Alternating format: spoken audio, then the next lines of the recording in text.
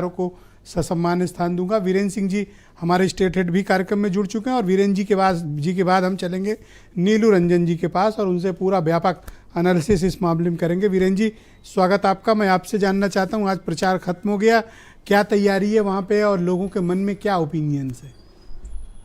देखिए, 3 राज्य जो हैं हिंदी भाषी, छत्तीसगढ़, राजस्थान, मध्य प्रदेश, तीनों में तो पिछली बार भाजपा हार गई थी, तीनों कांग्रेसें जीती, लेकिन बाद में 2 राज्य बचे, एक पे भाजपा ने दोबारा कब्जा कर लिया। आज भाजपा इन तीनों राज्यों में फिर से जीतने की कोशिश में लगी है। जो कांग्रेस का राज्य छत्तीसगढ़ सबसे मजबूत माना जा रहा था, वहाँ भाजपा महादेव के भरोसे आ गई। मध्य प्रदेश में राम के भरोसे है और राजस्थान में, लेकिन वहाँ महादेव का सहारा उसे मिला। अब वहाँ भी कह रहे हैं कि मामला पलट सकता है, 50-50 है। तो तिकड़मबाजी में तो देखिए बीजेपी का कोई मुकाबला है नहीं और कांग्रेस इस गुमान में है कि वो 5-0 से जीतने जा रही है। अगर इतनी आंधी कांग्रेस की होती तो शायद वो दिखाई भी पड़ती, लेकिन जब गुटबाजी दिखती है राजस्थान में तो 5-0 से रिजल्ट कैसे आएगा? ये बहुत बड़ी बात है।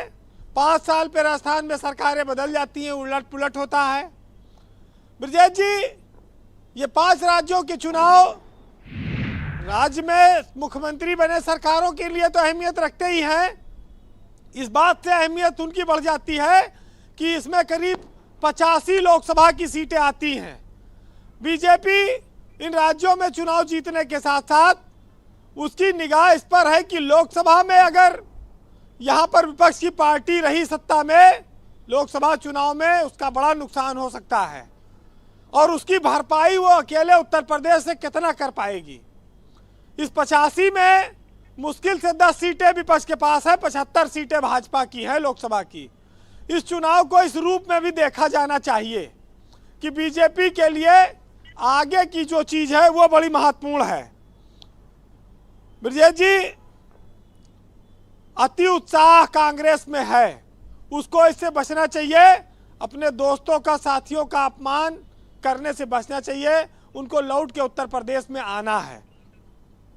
रायबरेली में जहां से सोनिया गांधी सांसद हैं, वहां की 5 में से 4 विधानसभा पे समाजवादी पार्टी के विधायक हैं। खाली रायबरेली सदर छोड़ दीजिए, वहां भाजपा का विधायक है, बाकी 4 पे सपा है। तो ये बड़ी महत्वपूर्ण हो जाती है कि जो परंपरागत सीट रही है कांग्रेस को, समाजवादी पार्टी वहां चुनाव नहीं लड़ाती है, वहां भी देखना होगा। मैं इसलिए कह रहा हूं कि अभी उस पर मैं फिर आऊंगा, कांग्रेस के और समाजवादी के रिश्ते पर। लेकिन महिला वोट की खातिर जब रोज योजनाएं दी जा रही हैं और रोज में पैसों का खुला ऐलान हो रहा है, छत्तीसगढ़ में, मध्य प्रदेश में, सब जगह, ये भी आप देखिए कभी चुनाव में ऐसा नहीं, वो कह रहे हैं 12,000 देंगे, वो कह रहे हैं 15,000 ले लो, सरकार बनी तो 25,000 कर देंगे। कुछ भी कोई भी वादा कर रहा है। अभी तक तो बिजली उजली की बात थी, अब सीधे खाता में पैसे की बात हो रही है। तो संसाधनों के मामले में तो देखिए बीजेपी रिच ही है, लेकिन उत्तर प्रदेश में जब आप आएंगे तो अखिलेश यादव के साथ जो व्यवहार कांग्रेस पार्टी ने किया है, उसको लेकर मायावती भी कांग्रेस से नाराज हैं। एक बड़ी सूचना मैं आपको ये दे रहा हूं।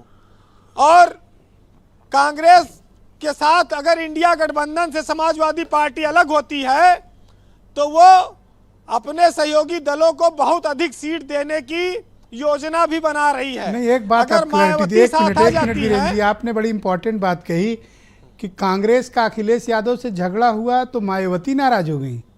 क्या भतीजे के लिए कोई प्रेम? को अखिलेश यादव के अपमान पर तकलीफ हुई है। ऐसे ये कैसे? मैसेज वहां पर ऐसे उनके नेताओं ने दिया है और अखिलेश यादव ने भी एक मैसेज दिया है कि वो विपक्ष को अधिक से, अपने सहयोगियों को ज्यादा सीटें देने के तैयार हैं, कांग्रेस के गठबंधन में नहीं देंगे। ये सपा बसपा का अंदर अंदर कुछ चल रहा है क्या? तो हो सकता है कि फिर वही 40-40, 39-39 वाला फार्मूला उत्तर प्रदेश में आए। ओके, तो ये एक बहुत बड़ा परिवर्तन आपको देखने को मिल सकता है लोकसभा चुनाव में। नहीं, आपकी सूचनाएं हमेशा सटीक होती हैं, उस पर कोई संदेह का प्रश्न नहीं। वैसे आज ज़्यादा वक्त नहीं है, लेकिन ये ज़रूर कहूँगा कि रामचंद्र कह गए सिया से ऐसा कलयुग आएगा और काबिलियत की कदर नहीं होगी और तलवा चाटने वाला चमचा आगे बढ़ जाएगा। सियासत में हर जगह ऐसे ही लोग आए हैं और रहे हैं, लेकिन चुनाव निष्पक्षता के साथ हो, बिना डरे बिना घबराए होना चाहिए। लड़ने वालों को, विपक्ष को भी चाहिए लड़ता रहे जी, क्योंकि लड़ोगे नहीं तो रिजल्ट परिणाम कहाँ से आएगा। सुनिएगा कि उनसे कह दो कि डरे नहीं हैं हम, हारे हैं जरूर मगर मरे नहीं हैं हम। और बहुत जुनून है मुझे नाइंसाफी के खिलाफ, सर फिरा है मगर सिर फिरे नहीं हैं हम। और बहुत ऊंचा पहाड़ है, फतह बहुत मुश्किल है, अभी से हार क्यों माने, अभी चढ़े नहीं हैं हम।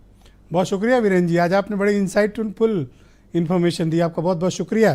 ग्राउंड जीरो से अपने ज़बरदस्त इनपुट और फीडबैक के लिए।